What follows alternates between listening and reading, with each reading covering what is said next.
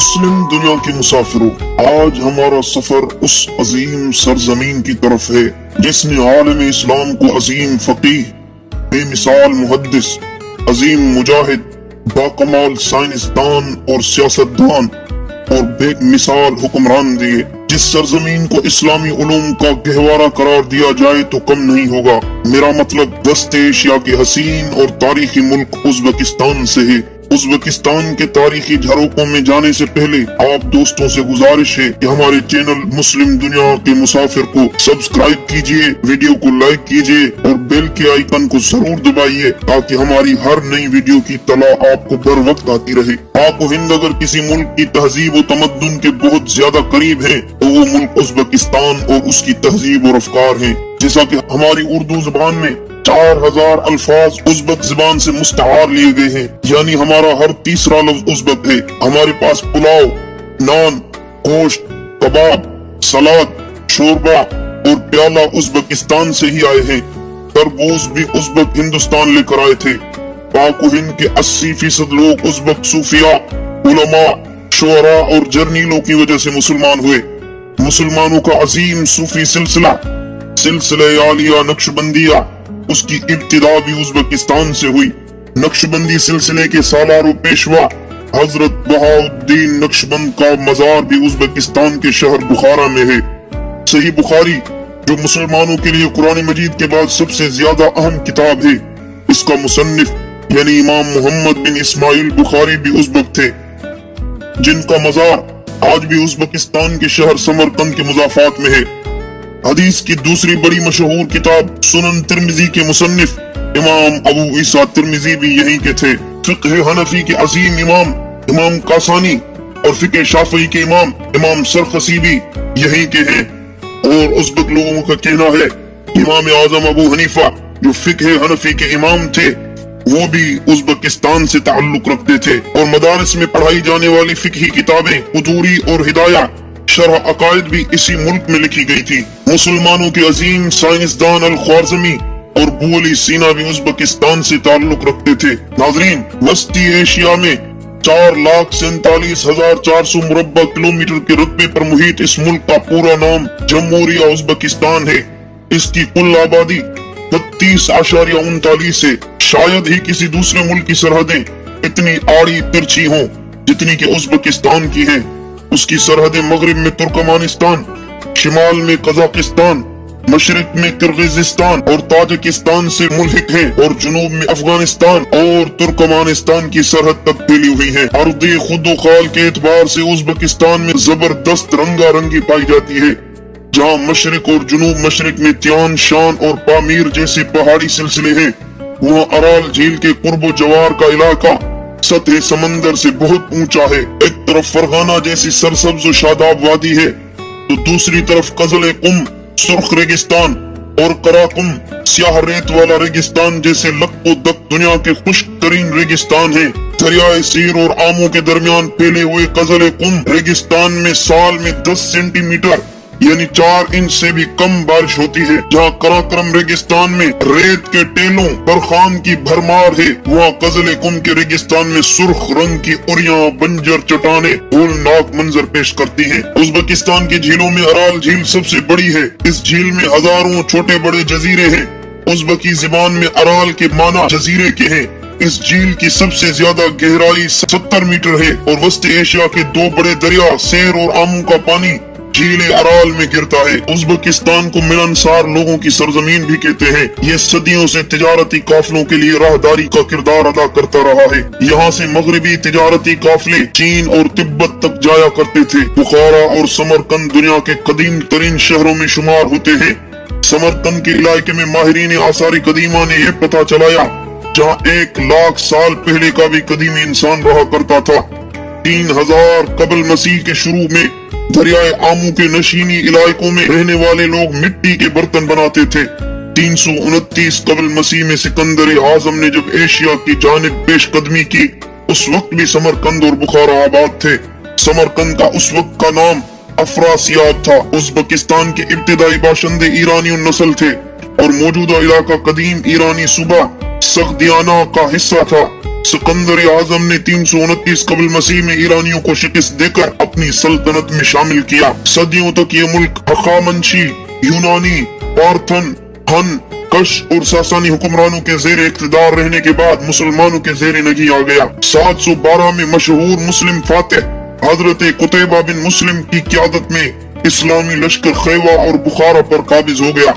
उससे कबल 674 में हजरत अमीर मुआविया के अहद खिलाफत में उबैदुल्लाह इब्न ज़ियाद ने भी इस इलाके पर यलगार की थी। बतदरीज इशाअत इस्लाम ने यहाँ के कदीम मज़ाहिब बुद्ध मत और मजूसियत पर गलबा पा लिया।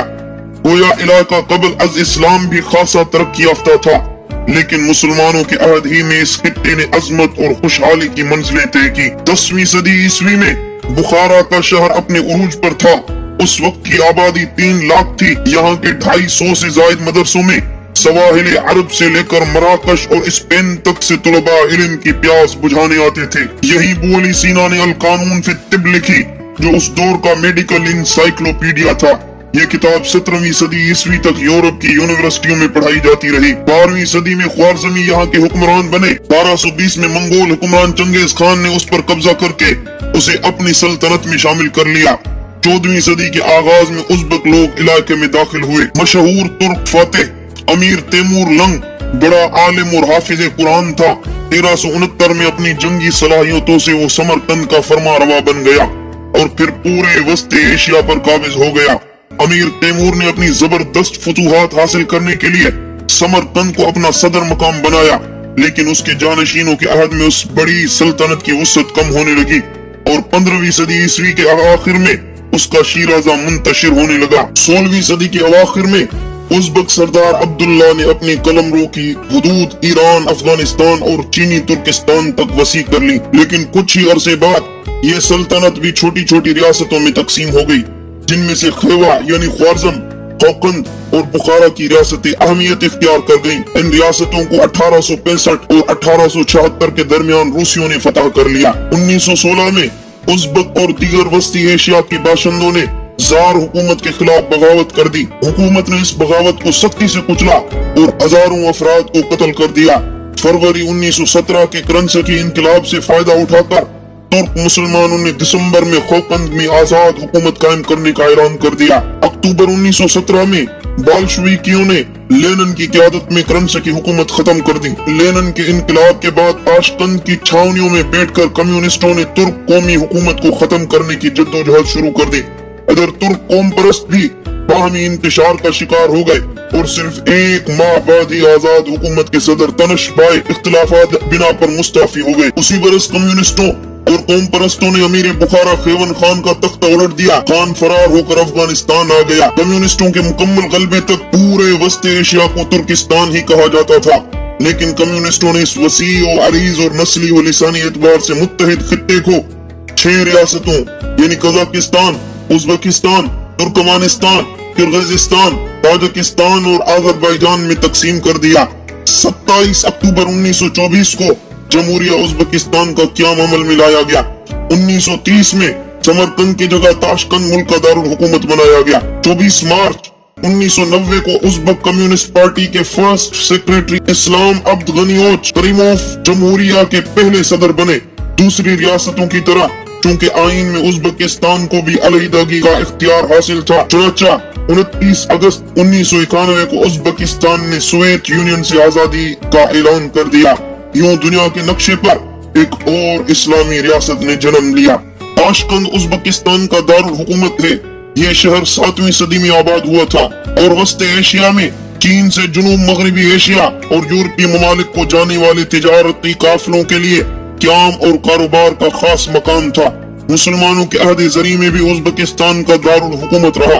इस इलाके में अक्सर ज़िलज़िले आते रहते हैं, जिनके बायस ताशकंद को कई बार नुकसान हुआ है। 1966 के ज़िलज़िले में ताशकंद का बेशतर हिस्सा तबाह बर्बाद हो गया था। ताशकंद में सूती कपड़े, कीमियाई अशिया और कालीन बानी के बहुत से कारखाने हैं। समरकंद दूसरा बड़ा शहर है, जिसकी आबादी 7.25 लाख से ज्यादा है। इस्लामी तहजीब का यह मरकज दरियाए ज़रफ़शान के किनारे आबाद है। 15वीं सदी में यह अमीर तैमूर के दारुल हुकूमत था और चीन से दरियाए वालगा तक इसकी हुकूमत का सारा इंतजाम समरकंद से होता था। यहाँ की खूबसूरत मसाजिद और मकबरे फनी एतबार से बेमिसाल है। नया समरकंद पुराने शहर के अतराफ में फैला हुआ है। उज़्बेकिस्तान के दूसरे शहरों में अलमलक, बुखारा, अंजान, चर्चक, फरगाना और खोकंद काबिल जिक्र है। नाजरीन, उज़्बेकिस्तान में रहमत का लफ्ज़ शुक्रिया के मानों में इस्तेमाल होता है। लोग दायां हाथ सीने पर रखते हैं, जरा सा झुकते हैं और बड़ी मोहब्बत से रहमत कहते हैं। ये आजिज़ी आपको पूरे मुल्क में मिलेगी। उज़्बेक लोग बेहद मेहमान नवाज हैं। आप किसी के घर जाएं तो आपके सामने खानों के अंबार लगा देंगे। गरीब से गरीब उज़्बेक भी मेहमान नवाजी में कमाल कर देगा। अगर घर में कुछ न होगा तो हमसायों से कहेगा कि मेरे घर में मेहमान आए हैं और वो अपनी खुराक उसके हवाले कर देंगे। उज़्बेकिस्तान में खाने के दस्तरख्वान पर 3 से 4 दौर चलते हैं। ये सूप बड़े शौक से पीते हैं। सूप इनके दस्तरख्वान की जीनत रहता है। गोश्त बड़े शौक से खाते हैं, फिर वो दुम्बे का हो या बकरे का हो या घोड़े का हो, हर दस्तरख्वान की जीनत होता है। ये लोग सलाद और फ्रूट भी पसंद करते हैं। उज़्बेक लोग पुलाव बनाने के माहिर हैं। अगर आप किसी उज़्बेक रेस्टोरेंट में चले जाएं तो वेटर मेन्यू पेश करने से पहले मेज पर ड्राई फ्रूट, सलाद, खुश्क गोश्त, जैतून, अचार, चटनियाँ, मक्खन, पनीर और दही से भर देगा और ये साजो सामान बिल्कुल आपके लिए मुफ्त पेश किया जाता है। खाने पीने की अशिया यहाँ सस्ती मिलती है। लोग घरों में फलदार दरख्त जरूर लगाते हैं। अगर आपको मौका मिले फरगाना वादी में जाने का तो फरगाना वादी के हर घर में अंगूर का बेल जरूर लगा हुआ पाएंगे। अगर कोई घर तामीर करता है तो अहले मोहल्ला मजदूर बनकर उसकी मदद को आ जाते हैं। पूरे उज़्बेकिस्तान में किसी शख्स का लिबास या जूता गंदा और खराब नजर नहीं आएगा। उज़्बेक ख्वातीन साल में सिर्फ एक बहुत ही महंगा और अच्छा खूबसूरत लिबास खरीदती है। जब ये घर से बाहर निकलती है तो वो लिबास ज़ेब तन करके बाहर आती है। नाजरीन, उम्मीद करता हूँ कि आपको उज़्बेकिस्तान का सफरनामा निहायत दिलचस्प लगा होगा।